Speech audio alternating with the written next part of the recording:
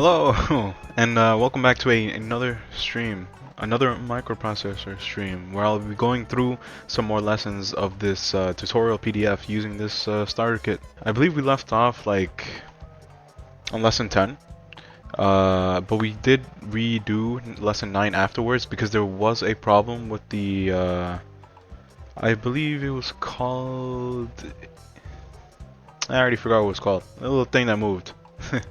But now we're going to be doing lesson 11, 12, and 13, hopefully.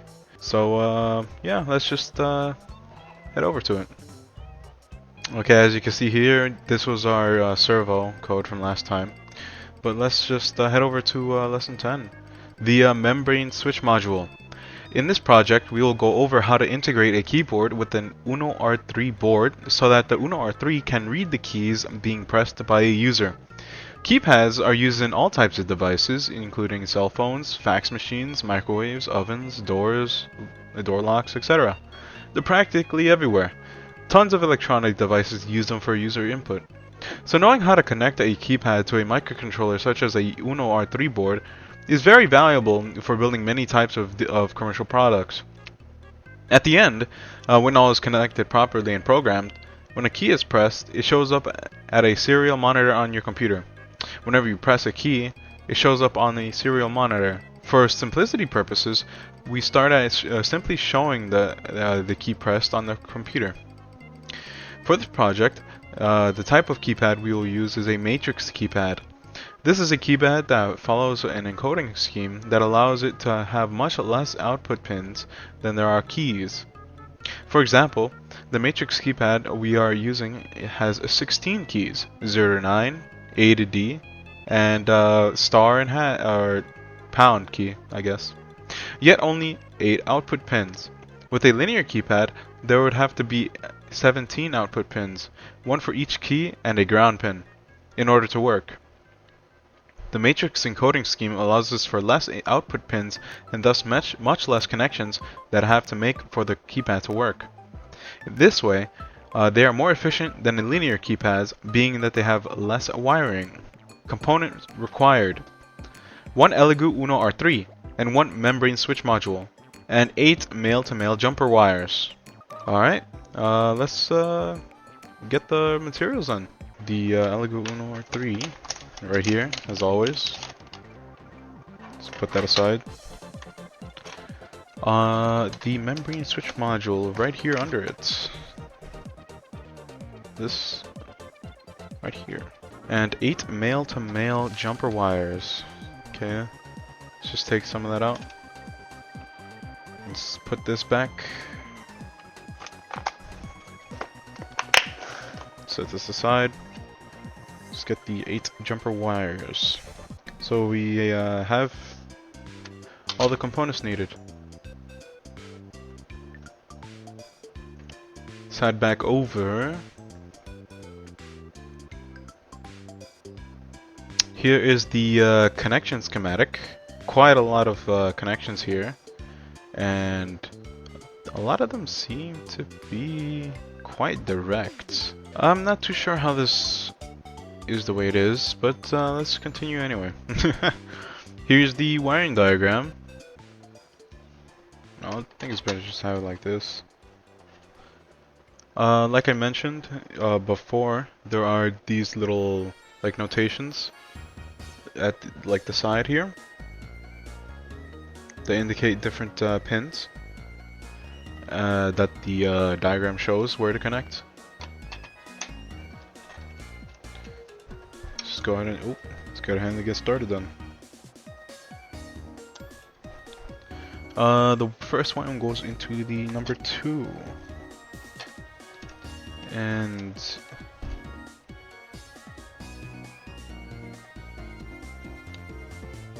let's go with blue. Did have 2 different blues, but I refuse. You think it's gonna make that shape anyway? Like on the actual wiring diagram? Just based off how, wow. Probably not. Jeez, what's going on with this one? There we go. Oh. Already stunned. Let's go green. Oh.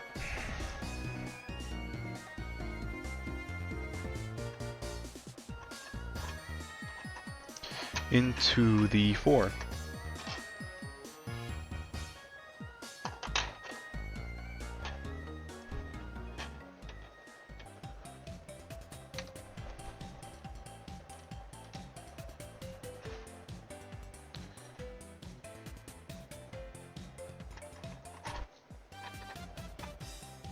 Into the 5 squiggly.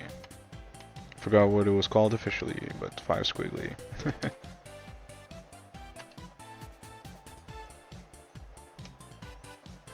Hmm.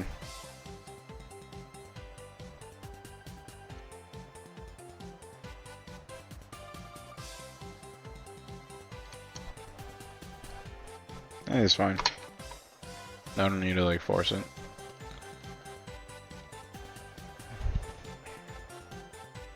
The other white one.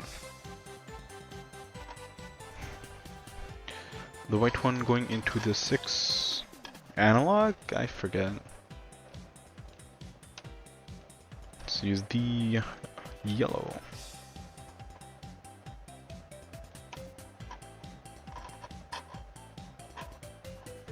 Going into 7. Pretty much all side by side. And the black wire going into 8.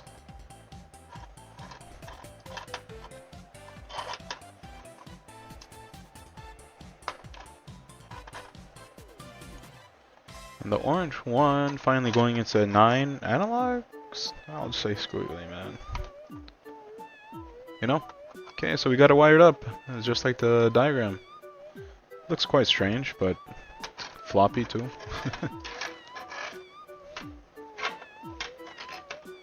When connecting the pins to the UNO R3 board, we connect them to the digital output pins, D9 to D2. We connect the first pin to the D-pad. Oh wait, what? To the wait, whoa, whoa. When connecting the pins to the UNO R3 board, we connect them to the digital output pins, D9 to D2. D9 to D2. Okay. We connect the first pin of the keypad to D9, the second pin to D8, and the third pin to D7.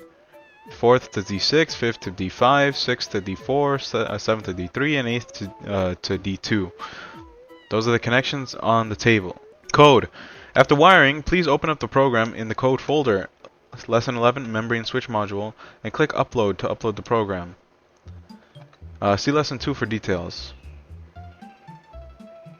Before you run this, make sure you have installed the keypad library, or reinstall it if necessary. Otherwise, your code won't work. For details about loading the library file, see Lesson 1. Let's see this code real quick. Include keypad H.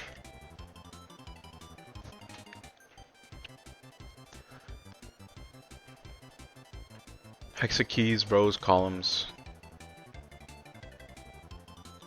Void setup serial begin. Void loop character custom keypad get key. If custom key serial, if there is an input, then print it. Alright, I'll just upload it.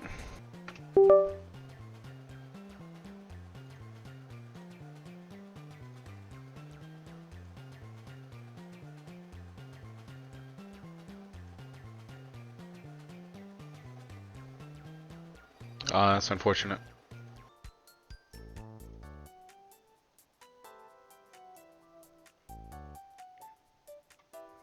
Okay. Open our serial monitor. Oh.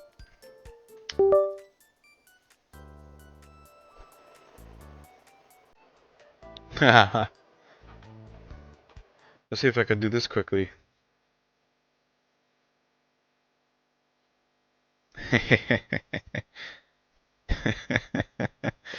uh,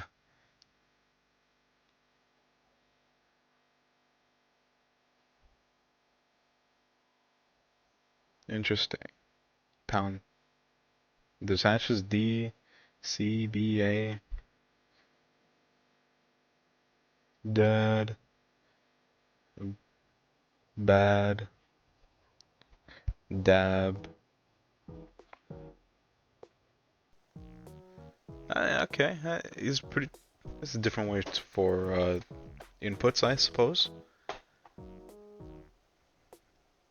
Unfortunately, I don't have a long enough cable to showcase this, like in a clearer manner without like messing up my setup. But trust me, I'm pressing the buttons. eh, I mean, yeah, that's cool. I guess moving on. Oh, that didn't go well. Lesson 12.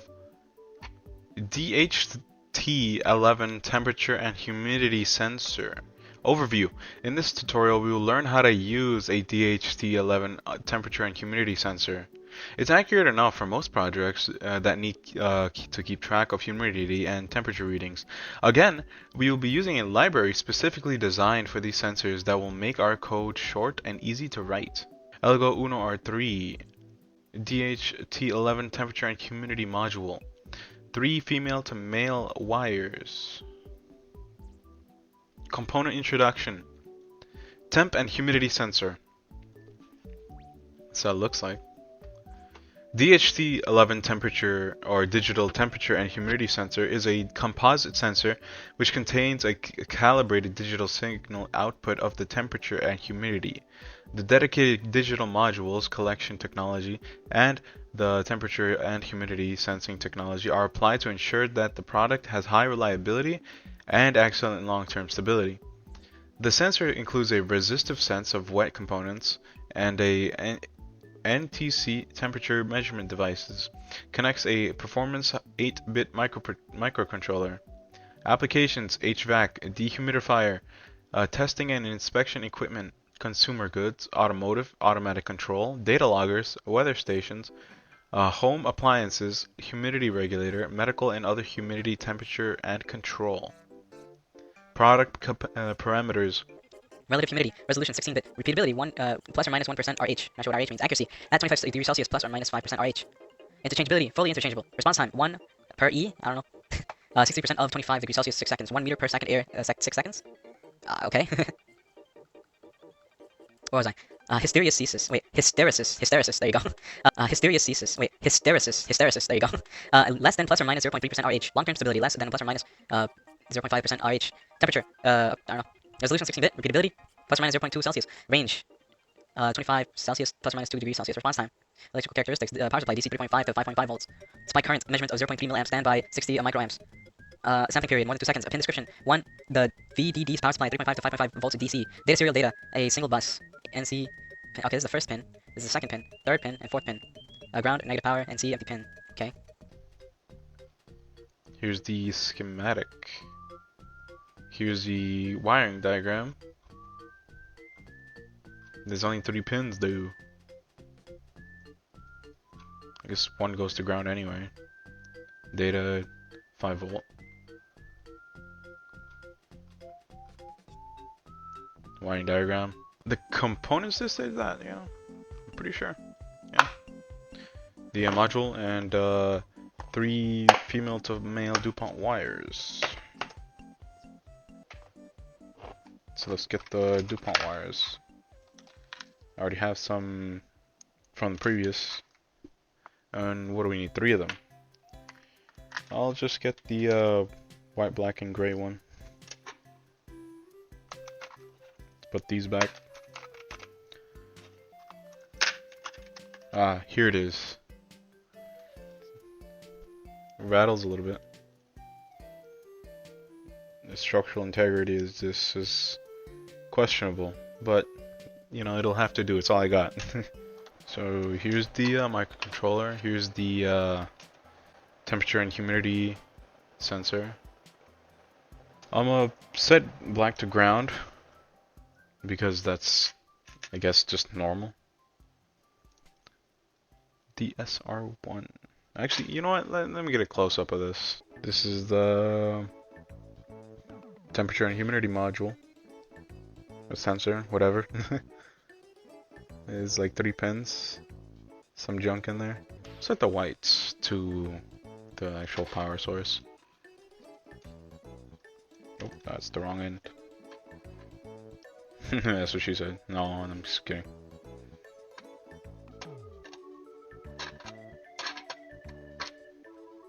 Yep, into the 5-volt one.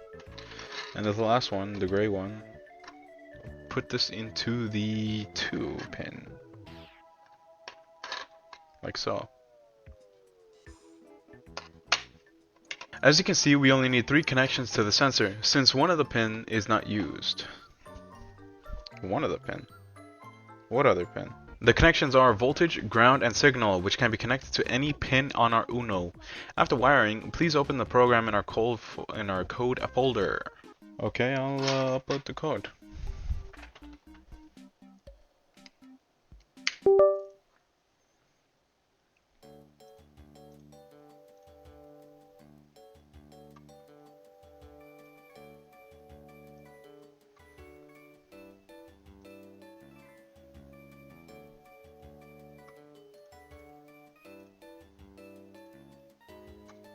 Hmm.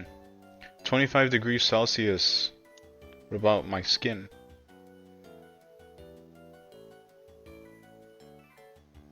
"26.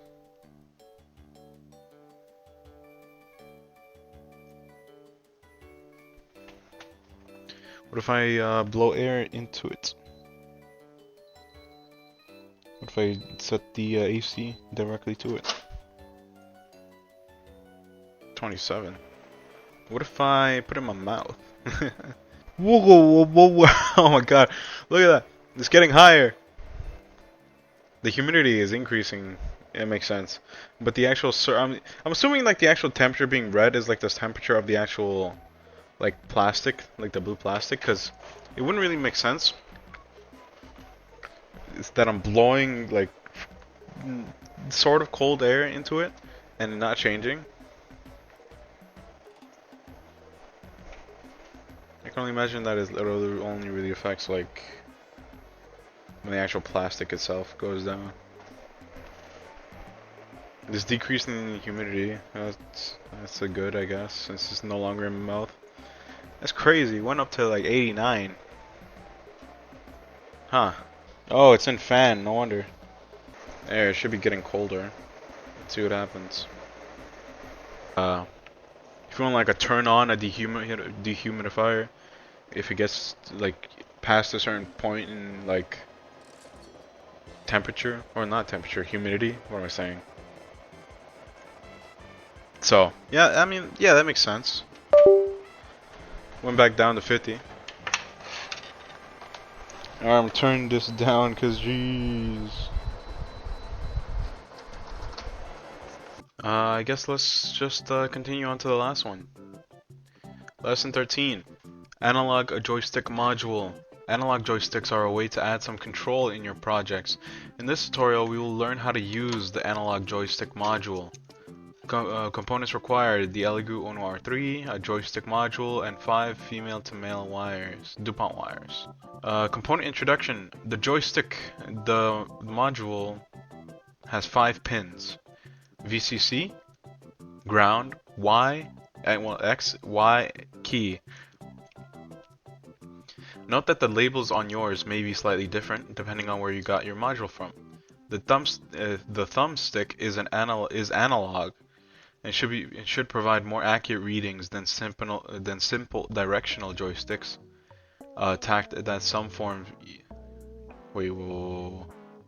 The thumbstick is an analog and should provide more accurate readings than simple directional joystick. Some use some forms of buttons or mechanical switches. Additionally, you can press the joystick down, rather hard on mine, to activate a press to select a push button. We have to use the analog Arduino pins to read data from the XY pins, and a digital pin from the and a digital pin to read the button. The key is connected to ground when the joystick is pressed down and is floating otherwise. To get stable readings from the key/select pin, it needs to be connected to VC via pull-up resistor. The built-in resistors on the Arduino digital pins can be used. For a tutorial on how to activate the pull-up resistors for Arduino pins, configured as inputs. Here's the schematic. I'll just set this module aside. It said 5 female to female to male DuPont wires. I believe it was like right here. Oh, that's the top of it. Here it is. Because I just put it on.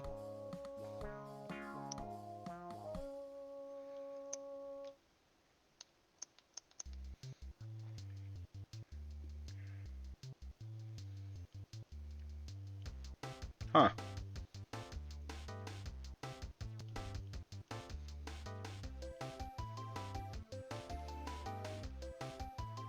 Here's the module bare.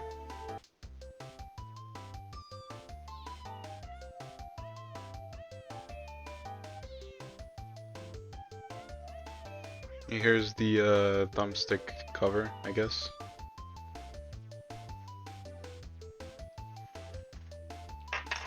And it said 5 female to male DuPont wires. I got 4. I need another one. I guess the next one in line. Next one is the blue one.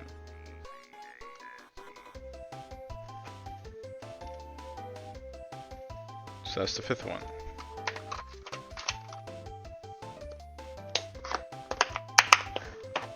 Let's get this thing set up, shall we? Or, well, read it first. For ground, I'll probably just use black as always. So, oh yeah, you could probably see like the little notations on the side here. Hold on. Yeah, those little notations. Ground 5 volt, VRX, VRY, and the SW. So I'll connect this into ground. Into this one. And the 5 volts, I'll use white.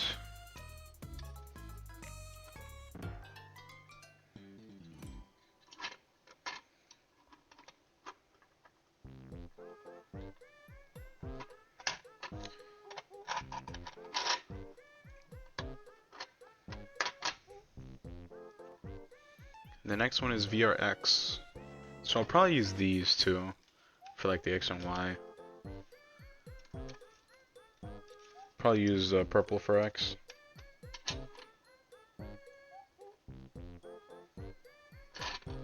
And this one goes into the A0. So the analog in.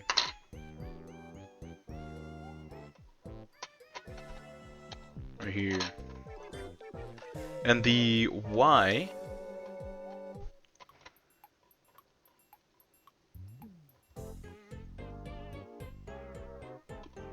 goes into the A1. Oh man, I hope I'm not scratching my table.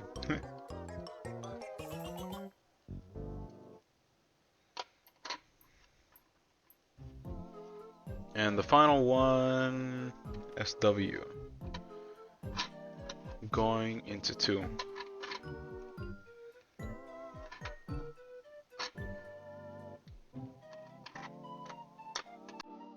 Just like that. Just like that. Alright, let's switch over. We need 5 connections to the joystick.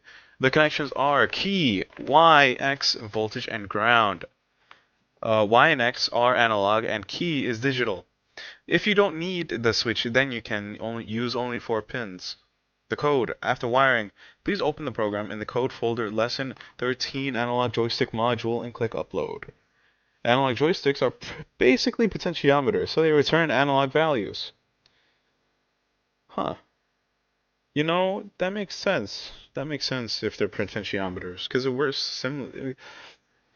Well, if you were to use it as like potentiometer in both directions, it would make sense. As a potentiometer like decreases the length of it, and in turn decreases the resistance or the amount of resistant material. So in turn would be less resistant. If you want more resistance, you just turn it the other way. And then more resistant material would technically be there. I guess I'll try to open that up. I'm not too sure if this one actually came with a library to download. Let me check real quick.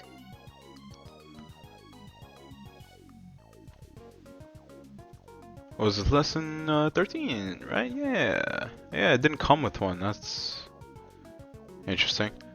I mean, it doesn't say to include a library either, so... Well, yeah, let's just see if it compiles. Yeah, it does. Alright, no complications here. Unfortunately, it's gonna have to be connected, so I can't necessarily showcase it.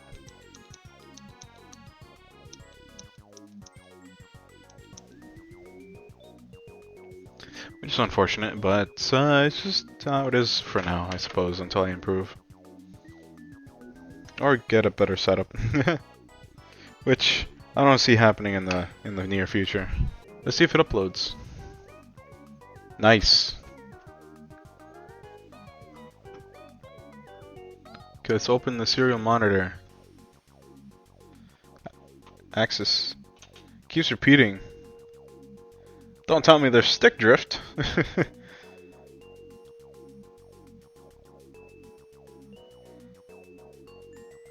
Look at that.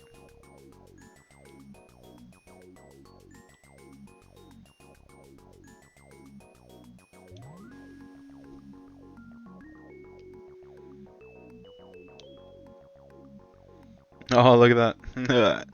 Axis. I'm surprised it actually reaches that far, actually. Considering it goes in a circle. Let's hold this down to see what happens.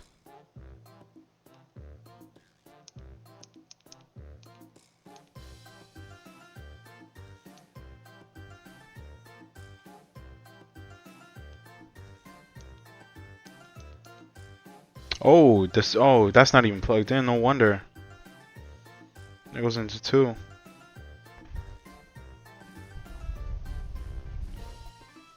There's a complication there. No wonder. Yeah. Okay, that makes sense. Just pushing it down, nothing happens. Pressing down. I don't know if you can hear it. If I hold it down, it's a 0. Even if I'm not touching it, it keeps on rewriting itself from like 517, 516, and 520. Like it's not really sure where it is. Is like based on where I hold it, or no, not really. What if I tug on it a little bit and switch it around? Oh, yeah. What if I take off the cap? What does it read then? Just 516 and 520. You could use this for like values, like doing movements in certain programs, or like navigating through a menu. Or like different velocities you want to set when a certain value is read from X and Y in a certain direction for those pins. So that's cool. What if I just press it once before reading? It doesn't read it. It only reads when it passes through like the actual time, and I hold it down. So the interval isn't that, well, fast. So what if I put a 500 delay and upload that? Let's go to the serial monitor.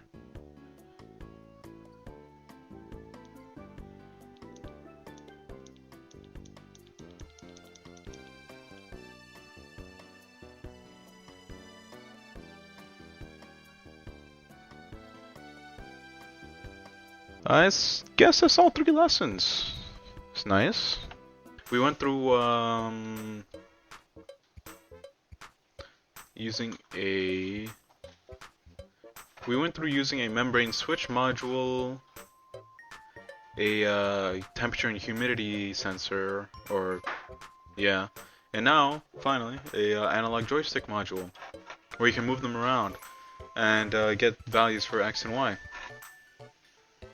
So yeah, that was nifty. Thank you for tuning into the stream, and if you're on YouTube, hi, how you doing?